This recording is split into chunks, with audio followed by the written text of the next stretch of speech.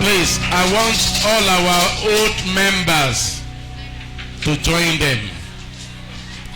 As I welcome Baba to come and pray for them and Reverend Tuti Popola, let's. I want please. Baba Emma Binu. Me ò lè sọ pé kí mọ́mí àwọn náà ṣe Thanksgiving, so ẹ gbọ́dọ̀ yeah.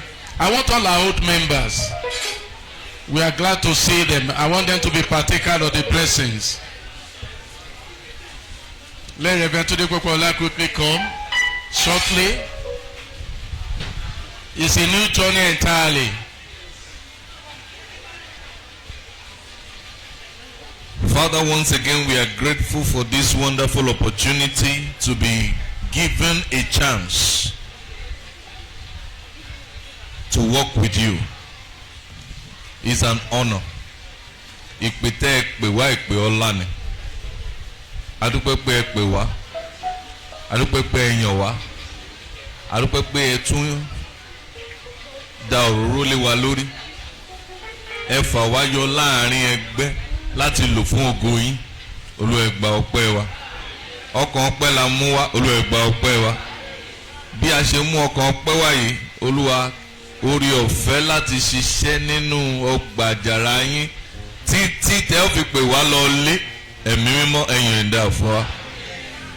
Pé ẹnìkan kan nu wá ń bíbá ẹ̀ kò ní rìtáyà. A ò ní sá kúrò nínú iṣẹ́ yìí. Orí ọ̀fẹ́ yóò sì máa pọ̀ sí fún wa. A dúpẹ́ Ọlọ́run wa. Jésù Olúwa wa. Ẹ̀yin ọba ògo òní Ọlọ́run. Ẹ̀yin ọba ògo òní Ọlọ́run. Ní fún ṣẹ́yà tí ó sì fi hàn. Ó wá pẹ́ láwọn èrò bí wọ́n lọ́nà. Ó sì jẹ́ ìmọ̀lẹ̀ wọn lọ́sàn-án. Ẹ̀yin o, ẹ̀yin àgbẹ̀.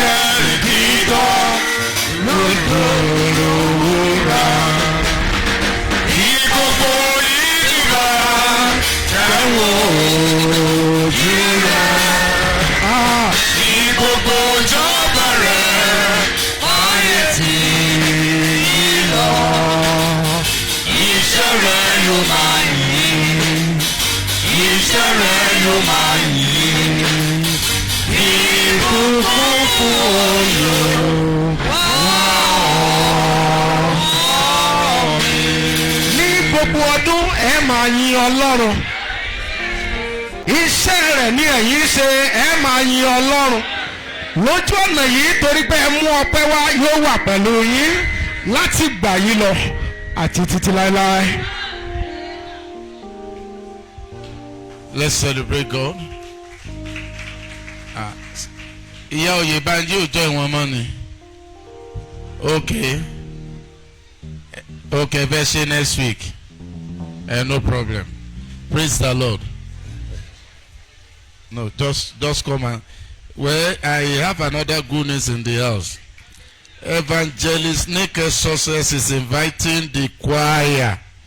You see that when she saw the way you are ministering to the last end of the year musical concert last Sunday, Abi. It's a yearly program. Let's celebrate our choir. Sherry, bye.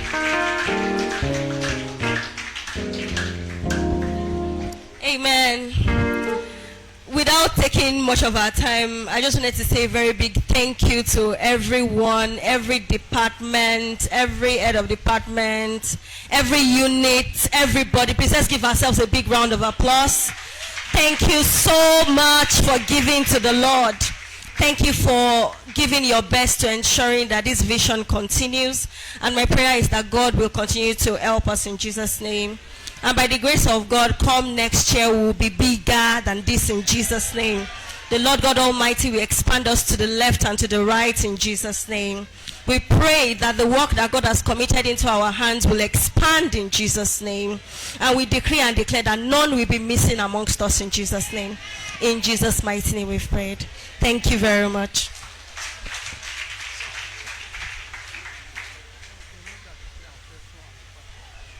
Praise the Lord. Àwọn mama wa ní special gift fún gbogbo member àdúrà abiyamọ àti àwọn opó.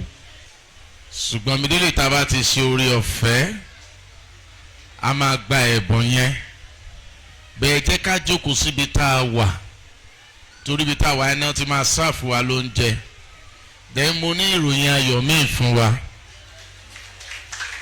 Ẹ mọ Father Christmas táwọn èèyàn lọ máa ń fi owó wò yẹn 5,000 7,000.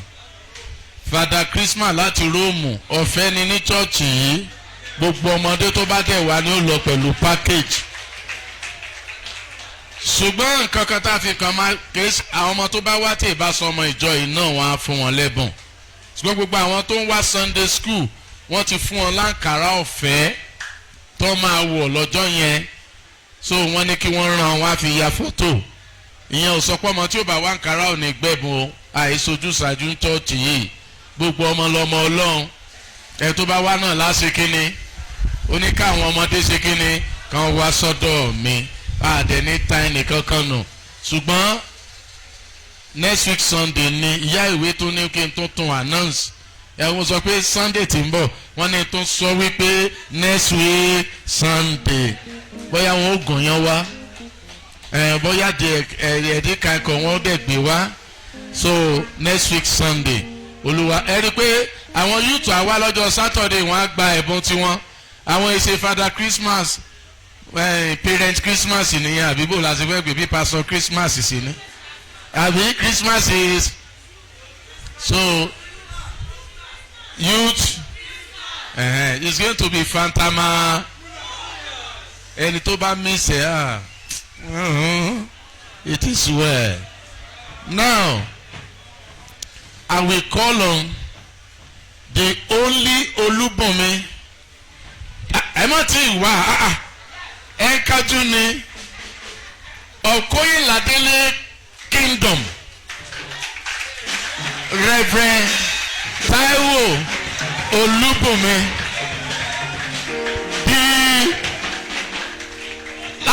All the way from where? The Ìjẹ̀bú side. Wọ́n ní kí n má ní Ìjẹ̀bú side. Mo ti fi Ìjẹ̀bú sí. Ṣé you understand? Now celebrate with honor with a standing ovation. As you declare the meeting closed for the year. Praise the Lord. Before I declare the meeting closed, there's somebody here representing my father, representing my mother, representing the entire Adebote family. My Alaba, let's clap for Jesus. I'm sure we all know him. He's my right-hand man. And he's the great uncle to my international evangelist, Musimilodua. I want to appreciate all of us. Thank you for all you've done in the past 5 days. Thank you for coming. Thank you for interceding. Thank you for praying. Thank you for giving. Thank you for your commitment. Thank you for your love. Thank you for the spirit of unity. Thank you for your faith in the Lord Jesus Christ. Next year, we will gather together again with greater celebration, greater numerical strength, greater blessings. Go in this your mind and possess the wealth of nations. Go in this your mind and win souls for Christ. Go in this your mind and have dominion. Go in this your mind and prosper. Go in this your mind, heal the sick, raise the dead, set the captives free. So shall it be. In the name of the Father, and of the Son, and of the Holy Spirit. Victorious family.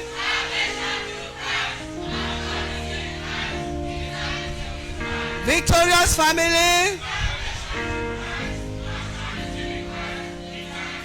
Victorious family. Eternity with Christ. The God of heaven, he will prosper us. The God of heaven, he will prosper us. The God of heaven, he will prosper us. And when we shall know, we shall rise again. Arise, arise, arise again. Arise, arise, arise again. The Lord of heaven, he will prosper us. The God of heaven, he will prosper us. The God of heaven, he will prosper us.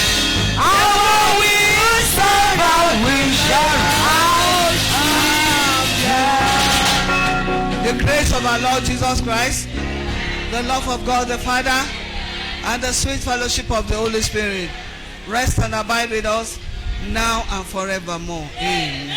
Surely, goodness and mercies of the Lord shall follow us all the days of our lives, and we shall dwell under the covenant blessings of the blood of Jesus and the word of God from now and forevermore. Amen.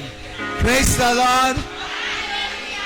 Ẹ jọ̀ọ́ àwa tá a wà Àǹkárá nìkan la máa gba ẹ̀bùn o. Mi ìránṣọ tèmi tẹ́lọ̀ ò tí ì mú.